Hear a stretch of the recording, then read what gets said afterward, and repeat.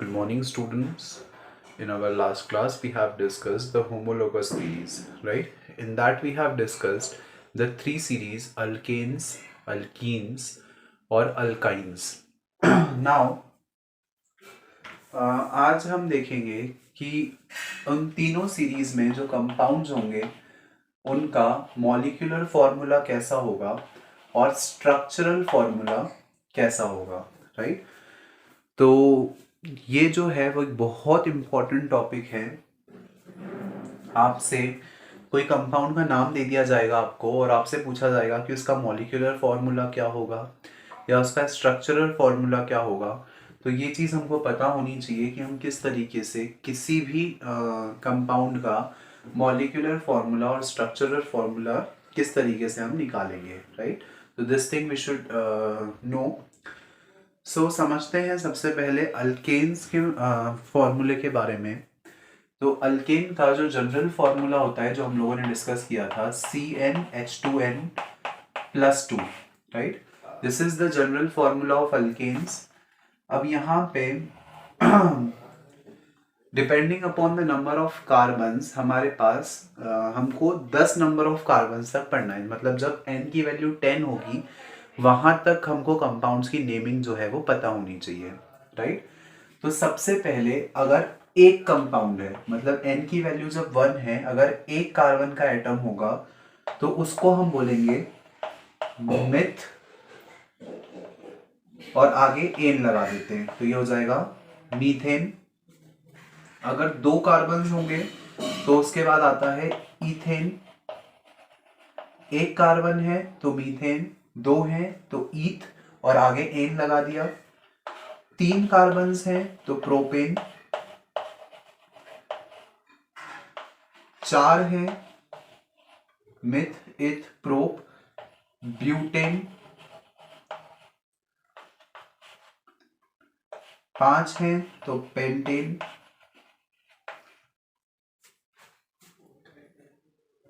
छह है तो हेक्सेन,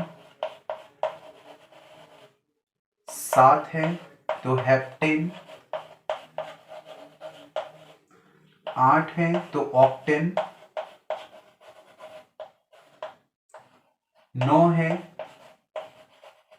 तो नैनोएन और 10 है तो डेकेन, राइट? तो 10 जब कार्बन की वैल्यू 10 तक होगी तब तक हमको पता होना चाहिए कि मॉलिक्यूलर फॉर्मूला और स्ट्रक्चरल फॉर्मूला जो है वो किस तरीके से होगा, राइट? तो ये चीज हमको पता होनी चाहिए।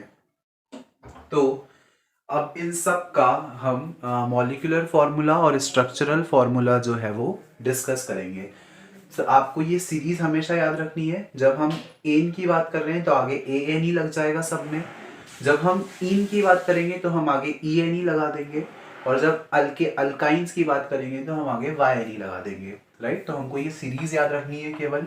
Myth, eth, prop, but, pent, hex, hept, oct, nano और deca. Meth, eth, prop, but, pent, hex, hept, oct, nano, Deka.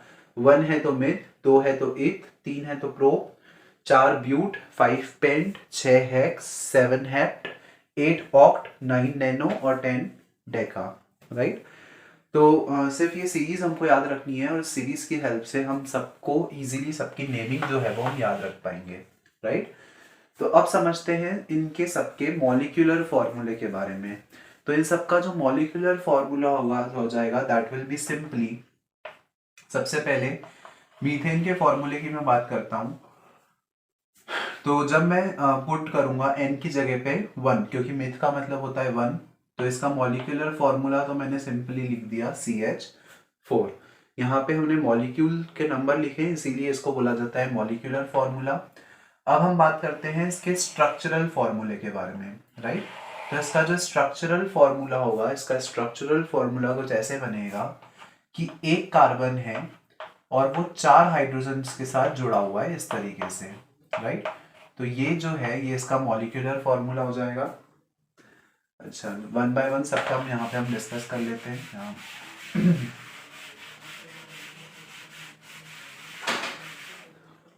तो ये CH4 जो है वो इसका स्ट्रक्चरल मॉलिक्यूलर फॉर्मूला हो गया। अगर स्ट्रक्चरल फॉर्मूले की मैं बात करूं तो ये एक कार्बन और इसके साथ यहाँ पे ये 4 हाइड्रोजन्स आ गए, तो ये जो होगा ये इसका स्ट्रक्चरल फॉर्मूला बन जाएगा, राइट। तो इस तरीके से मैंने मीथेन का मॉलिक्यूलर फॉर्मूला और स्ट्रक्चरल फॉर्मूला दोनों बना लिए। नाउ नेक्स्ट हम बात करते हैं इथेन की। इथेन के केस में क्या होगा, दो कार्बन्स हमको लेने हैं। तो यहाँ पे मैंने 2 कार्बन्स ले लिए, इन दोनों के बीच में सिंगल बॉन्ड है क्योंकि एन का मतलब ही होता है सिंगल बॉन्ड। कार्बन की एक वैलेंसी मतलब एक इलेक्ट्रॉन जो है वो दूसरे कार्बन के साथ शेयर हो गया। हर एक कार्बन के पास अब 3 हाइड्रोजन के लिए जगह बची है, तो इस तरीके से 3 हाइड्रोजन जो है वो यहाँ पे जुड़ जाएंगे। ये हो जाएगा इसका स्ट्रक्चरल फॉर्मूला। अगर इसके मॉलिक्यूलर फॉर्मूले की बात करूं तो n की जगह 2 पुट कर देंगे and we will get C2H6। इसको हम यहाँ से वेरीफाई कर सकते हैं। यहाँ पे हाइड्रोजन के 6 एटम्स हैं और कार्बन के 2 एटम्स हैं, राइट। तो C2H6 मॉलिक्यूलर फॉर्मूला हो गया, ये जो है ये स्ट्रक्चरल फॉर्मूला हो गया। नेक्स्ट अगर प्रोपेन की बात करें तो प्रोपेन में कार्बन जो है उसके 3 एटम्स आ गए, ये हो जाएगा C3H8 क्योंकि CH2 का डिफरेंस चलता है, हम लोगों ने देखा था लास्ट क्लास में। अगर मैं स्ट्रक्चरल फॉर्मूले की बात करूं तो जो स्ट्रक्चरल फॉर्मूला होगा that will be something like 3 carbons मुझे यहाँ पे बनाने हैं। तो जब हमने यहाँ पे 3 कार्बन्स बनाए 1 2 3, राइट, इस तरीके से हम लोगों ने 3 कार्बन्स बना लिए। इनकी वैलेंसी को मुझे सेटिस्फाई करवाना है, तो ये वाला कार्बन ने 2 कार्बन के साथ बॉन्डिंग कर दी, मतलब इसके पास अब केवल 2 वैलेंसी बची है। इस कार्बन की एक बॉन्ड जो है वो शेयर हो चुका है, बाकी के 3 इलेक्ट्रॉन्स के लिए जगह बची है और यहाँ पे भी 3 हाइड्रोजन के लिए जगह बची है। तो जहां जहां पे जगह बची हुई है वहां वहां पे हाइड्रोजन आ जाएंगे। अब सारे कार्बन की वैलेंसी जो है वो सेटिस्फाई हो चुकी है, 3 कार्बन दैट इज C3 और 8 हाइड्रोजन। तो ये जो है ये स्ट्रक्चरल फॉर्मूला हो गया प्रोपेन के लिए, राइट। नाउ नेक्स्ट अगर हम बात करें ब्यूटेन की, तो ब्यूटेन के केस में क्या होगा वो समझते हैं। ब्यूटेन में simply C4H10, right, C4H10 that is carbon के 4 एटम्स। तो यहाँ पे मैंने 1 2 3 4 इस तरीके से 4 एटम्स ले लिए। जो साइड वाले कार्बन है उनके पास 3 हाइड्रोजन के लिए जगह बची है और जो बीच वाले कार्बन हैं उनके पास केवल 2 वैलेंसी जो है वो फ्री है, राइट। तो जहां जहां पे स्पेस वैकेंट है वहां वहां पे हाइड्रोजन आ जाएंगे। ये हाइड्रोजन जहां जहां पे स्पेस वैकेंट है वहां सब जगह मैंने हाइड्रोजन बना दिए और मैं इसको वेरीफाई कर लेता हूँ। H10 4 4 8 9 और 1 10 और C4 मतलब 4 कार्बन और 10 जो हैं वो हाइड्रोजन आ गए और इस तरीके से जो स्ट्रक्चर है वो कंप्लीट होगा ब्यूटेन का, राइट। तो ब्यूटेन तक हम लोगों ने देख लिया। नेक्स्ट अगर हम बात करें पेंटेन की, तो पेंटेन का स्ट्रक्चर में N की जगह पे आ जाएगा 5, H जो है उसकी जगह पे हो जाएगा 5 2 10 + 2 दैट वुड बी 12। तो यहाँ पे the difference will be only that कि टोटल 5 कार्बन्स आने चाहिए, तो ये हो गए 5 कार्बन्स और ये जो है हाइड्रोजन आ गया, राइट। तो 5 कार्बन और 12 हाइड्रोजन, 1 2 3 4 5 नीचे के 5 और 2। तो इस तरीके से जो पेंटेन है उसका स्ट्रक्चर भी कंप्लीट होता है। तो इस तरीके से स्टूडेंट्स हमको पता होना चाहिए हर एक कंपाउंड का जो स्ट्रक्चरल फॉर्मूला है एज वेल एज जो मॉलिक्यूलर फॉर्मूला है वो कैसा होगा, राइट। तो हम लोगों ने 5 कार्बन तक के डिस्कस कर लिए हैं। इसके आगे के और समझते हैं कि किस तरीके से मॉलिक्यूलर फॉर्मूला होगा और स्ट्रक्चरल फॉर्मूला होगा। हेक्सेन की मैं बात करूं तो N की वैल्यू हो जाएगी 6 2 12 + 2 14। 6 कार्बन बना लेते हैं, 6 कार्बन बन गए। जो साइड वाले कार्बन हैं वो 3 हाइड्रोजन के साथ पेयरिंग करेंगे, जो बीच वाले कार्बन हैं वो केवल 2 हाइड्रोजन के साथ पेयरिंग कर पाएंगे, राइट। तो इस तरीके से ये जो हाइड्रोजन है वो भी कंप्लीट हो जाएगा। ये जो हम स्ट्रक्चर बना रहे हैं वो ब्रांच्ड स्ट्रक्चर बना रहे हैं। जनरली ब्रांच्ड स्ट्रक्चर ही इजी पड़ता है बनाने के लिए, इसलिए हम एग्जाम में ब्रांच स्ट्रक्चर ही बनाएंगे, राइट। रिंग के फॉर्म में भी आप बना सकते हो, लीनियर फॉर्म में, एक सीरीज के फॉर्म में भी हम बना सकते हैं। वेरीफाई कर लेते हैं। 6 कार्बन 14 हाइड्रोजन, 6 दूनी 12, 13 और 14, राइट। तो इस तरीके से हेक्सेन का भी स्ट्रक्चर हमारे पास आ गया। नेक्स्ट अगर मैं बात करूं हेप्टेन की, तो the difference will be only that यहाँ पे आ जाएगा C7 और ये हो जाएगा H16। यहाँ से एक कार्बन और बढ़ा लेते हैं और 2 हाइड्रोजन और बढ़ जाएंगे और ये जो है ये स्ट्रक्चर हो जाएगा हेप्टेन का। सिमिलरली अगर मैं ऑक्टेन की बात करूंगा तो ऑक्टेन के केस में ये हो जाएगा C8 और H 8 होगा 16, 16 और 2 18। यहाँ पे एक और कार्बन बढ़ा लेते हैं और 2 हाइड्रोजन ऑटोमेटिकली बढ़ जाएंगे और ये जो है ये स्ट्रक्चर हो गया ऑक्टेन का। C9 दैट इज नैनोइन की अगर मैं बात करूं तो C9 H 9 2 18 और 2 20। यहाँ पे एक और कार्बन बढ़ा लेते हैं। जब एक और कार्बन बढ़ा तो ऑटोमेटिकली 2 हाइड्रोजन बढ़ जाएंगे और ये जो है ये मॉलिक्यूलर फार्मूला हो गया और ये स्ट्रक्चरल फार्मूला हो गया नैनोइन का। और इसी तरीके से हम डेकेन का भी बना सकते हैं, राइट। तो हम लोगों ने अल्केन्स के बारे में पढ़ा कि अल्केन्स का मॉलिक्यूलर फार्मूला और स्ट्रक्चरल फार्मूला कैसा होता है, that the thing we have discussed over here, right.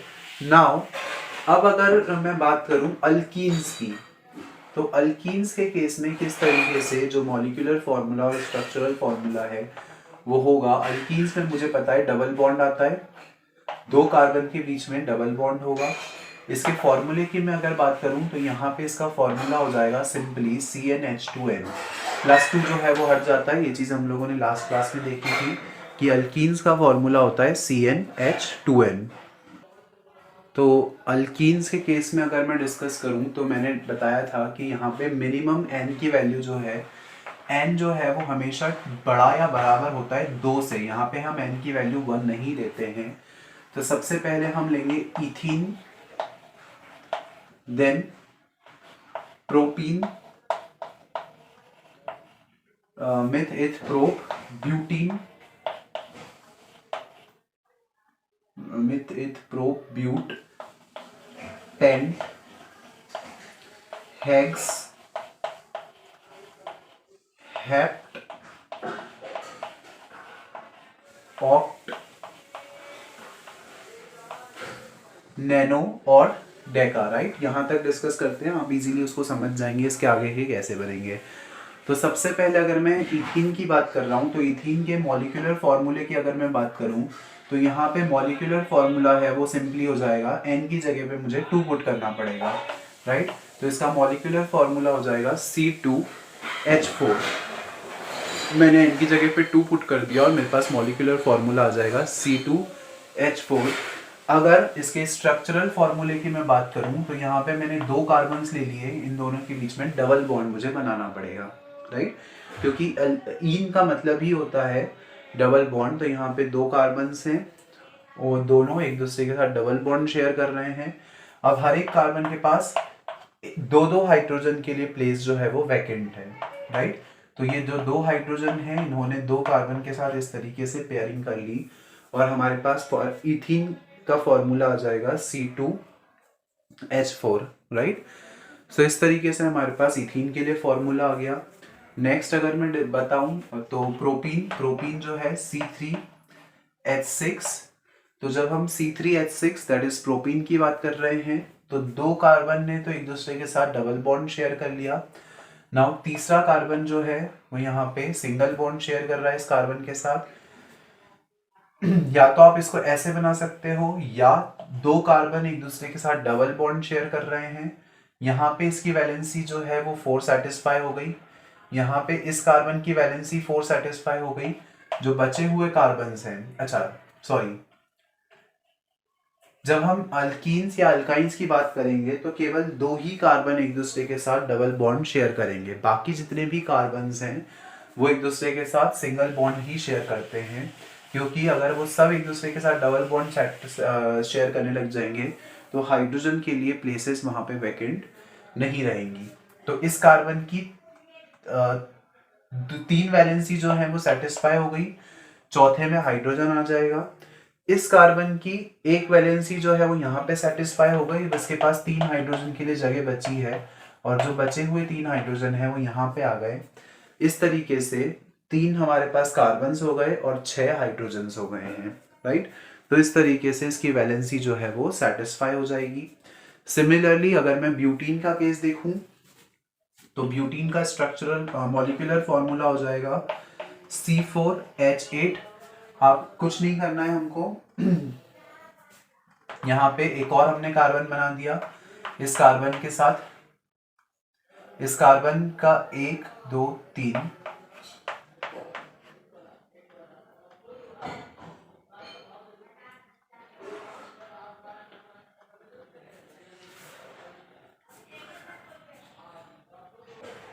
Okay sorry, यहाँ पे कार्बन ऐड नहीं हो सकता है क्योंकि अगर आप यहाँ पे अगर आप कार्बन ऐड करवा रहे हो तो इस कार्बन की 1 2 3 और 4, तो ये वाला हाइड्रोजन हमको यहाँ से मिटाना पड़ेगा।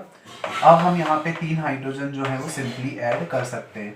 अच्छा, ऐसा कोई कंपल्शन नहीं है कि हमको कार्बन को इस साइड बढ़ाना है या इस साइड बढ़ाना है, हम अपनी कन्वीनियंस के अकॉर्डिंग उसको कहीं पर भी बढ़ा सकते हैं। हमको सिर्फ इस चीज़ का ध्यान रखना है कि हर एक कार्बन की वैलेंसी जो है वो सेटिस्फाई होनी चाहिए। किसी भी कार्बन पे 4 हाइड्रोजन से ज़्यादा, मतलब 4 वैलेंसी से ज़्यादा उसके बॉन्ड हमको नहीं बनाने हैं, राइट। तो इसको भी वेरीफाई कर लेते हैं। 3 4 5 6 7 8 हाइड्रोजन हो गए, 4 कार्बन हो गए। तो इस तरीके से इसका भी स्ट्रक्चर जो है वो सेटिस्फाइड हो जाएगा। पेंटीन देख लेते हैं। पेंटीन का स्ट्रक्चर होता है C5H10, ये इसका मॉलिक्यूलर फॉर्मूला हो गया। अगर मैं स्ट्रक्चरल फॉर्मूला की बात करूं तो यहाँ पे एक और कार्बन बढ़ा लेते हैं। एक कार्बन बढ़ाया तो 2 हाइड्रोजन ऑटोमेटिकली बढ़ जाएंगे और इस तरीके से ये जो है ये स्ट्रक्चरल फॉर्मूला हो जाएगा पेंटीन का। 1 2 3 4 5 और 5 हमारे पास कार्बन्स हैं और 10 हाइड्रोजन है। 3 4 5 6 7 8 9 10, राइट। तो ये जो है ये स्ट्रक्चरल फॉर्मूला हो गया पेंटीन का। सिमिलरली हम हेक्सीन, ऑक्टीन, हेप्टेन, नैनोइन और डेकीन इन सब का बना सकते हैं। यहाँ पे हम लोग डिस्कस नहीं कर रहे हैं उस चीज़ को क्योंकि it is quite simple, right. आप सिंपली कुछ नहीं करना है, सिर्फ कार्बन के नंबर्स हमको आगे बढ़ाते जाने हैं। नाउ लास्ट डिस्कस कर लेते हैं the last series, that is the alkynes, right. Alkynes के केस में क्या होता है, अल्काइंस के केस में जो जनरल फॉर्मूला होता है that is CnH2n-2, right. And the difference will be that यहाँ से जहाँ जहाँ पे ईन है उन सारे ईन्स को हटा के मैं यहाँ पे आइन लगा देता हूँ, दैट इज YNE लगा देता हूँ और इससे जो स्ट्रक्चरल फॉर्मूला और जो मॉलिक्यूलर फॉर्मूला है वो भी चेंज हो जाएगा, राइट। तो अब डिस्कस करते हैं अल्काइंस के लिए मॉलिक्यूलर फॉर्मूला और स्ट्रक्चरल फॉर्मूला।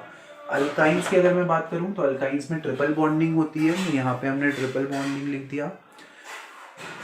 तो ethyne, propyne, butyne, pentyne, hexyne, heptyne, octyne, nonyne और डेकाइन, इन सब का मॉलिक्यूलर और स्ट्रक्चरल फॉर्मूला जो है वो हम यहाँ पे डिस्कस करेंगे। तो सबसे पहले मॉलिक्यूलर फॉर्मूला ऑफ इथाइन की मैं बात करूं तो n की जगह पे हम लिख देंगे 2। यहाँ पे भी n इज ग्रेटर और इक्वल टू 2 रहेगा, n की वैल्यू 1 नहीं होगी। तो इथाइन के केस में बात करें तो C2H, 2 2 4, 4 - 2 वुड बी 2 अगेन। तो हमारे पास आ गया C2H2। इसके स्ट्रक्चरल फॉर्मूले की बात करूं तो 2 कार्बन दोनों एक दूसरे के साथ ट्रिपल बॉन्ड शेयर कर रहे हैं, एक एक हाइड्रोजन के लिए प्लेस वैकेंट है तो यहाँ पे एक एक हाइड्रोजन हमने बना दिए। ये जो है ये स्ट्रक्चरल फॉर्मूला हो जाएगा सिंपली इथाइन के लिए, राइट। जैसे इथाइन के लिए हमने डिस्कस किया वैसे ही प्रोपाइन का जो स्ट्रक्चरल फॉर्मूला हो जाएगा that will be simply 3 2 6 - 2 would be 4, right. Propyne के केस में C3, 3 2 6, 6 - 2 would be 4। या तो प्रोपाइन के केस में 3 जो है वो कार्बन्स आ जाएंगे। तो मैंने यहाँ पे एक कार्बन बढ़ा दिया, इस कार्बन की चारों वैलेंसी सेटिस्फाई हो गई, इस कार्बन के पास 3 हाइड्रोजन के साथ बॉन्ड बनाने के लिए जगह है, तो इसने 3 हाइड्रोजन के साथ बॉन्डिंग कर ली और 3 कार्बन हो गए और 4 हाइड्रोजन हो गए। तो ये भी जो है ये इसका स्ट्रक्चरल फॉर्मूला हम लोगों ने यहाँ से वेरीफाई कर लिया। ब्यूटाइन की अगर मैं बात करूं तो C4H 4 2 8 -2 वुड बी 6। कुछ नहीं करेंगे, यहाँ पे एक और कार्बन बढ़ा लेते हैं, तो ये हो जाएगा, एक कार्बन बढ़ाया तो 2 हाइड्रोजन ऑटोमेटिकली बढ़ जाएंगे, तो हमारे पास आ जाएगा C4 और H6, राइट, आप काउंट कर सकते हो। सिमिलरली पेंटाइन की अगर मैं बात करूं तो C5H8, यहां से एक कार्बन और बढ़ा लेते हैं, एक कार्बन बढ़ाया तो 2 हाइड्रोजन ऑटोमेटिकली बढ़ जाएंगे, और ये जो है ये स्ट्रक्चरल फॉर्मूला हो जाएगा पेंटाइन का। इस तरीके से आप आगे भी जो स्ट्रक्चरल फॉर्मूले होते हैं हेक्साइन के लिए, हेप्टाइन के लिए, ऑक्टाइन के लिए, वो अपने अकॉर्डिंग हम बना सकते हैं, राइट। तो ये जो है ये एक मोस्ट इम्पॉर्टेंट टॉपिक है, आपको कुछ नहीं करना है, बस जो सीरीज है वो हमको याद करना है। हमको पता होना चाहिए कि प्रोपेंट का मतलब होता है 5, हेक्स का मतलब होता है 6, हेप्ट का मतलब होता है 7, ज़्यादा नहीं 10 तक हमको करना है। इसके अलावा एन में सिंगल बॉन्ड, इन में डबल बॉन्ड, आइन में ट्रिपल बॉन्ड, ये चीज़ पता होनी चाहिए, तीनों का जनरल फॉर्मूला पता होना चाहिए। हम सिंपली सबका मॉलिक्यूलर फार्मूला और स्ट्रक्चरल फार्मूला बना सकते हैं। स्ट्रक्चरल फार्मूला जब आप बनाएंगे तो आपको इस चीज़ का ध्यान रखना है कि सारे कार्बन्स की वैलेंसी सेटिस्फाइड होनी चाहिए। अननेसेसरीली हम कहीं पे भी हाइड्रोजन नहीं बना सकते हैं। हर एक कार्बन 4 ही बॉन्ड बना पाएगा, उससे ज़्यादा नहीं बना पाएगा। एज वेल एज हर एक कार्बन के 4 बॉन्ड कंप्लीट होने चाहिए। ऐसा भी नहीं है कि इस कार्बन के हमने 3 बॉन्डिंग बना दी, चौथा बॉन्ड एब्सेंट है, तो ये चीज़ पॉसिबल नहीं है। हर एक कार्बन स्टेबल होता है, सब कार्बन की 4 वैलेंसी आपको सेटिस्फाई करवानी पड़ेगी। तो इस चीज़ का हमको थोड़ा सा ध्यान रखना है जब हम स्ट्रक्चरल फॉर्मूला बनाएंगे, right. So that's all for today's class, students. In our next class we are going to practice some questions that are based on this topic, right? यहाँ इस चैप्टर में से इस टाइप के क्वेश्चंस डेफिनेटली आने वाले हैं, so you need to just practice it a lot. कुछ क्वेश्चंस प्रैक्टिस करेंगे हम लोग नेक्स्ट क्लास में। So next video is going to be the most important video. So that's all for today, thank you.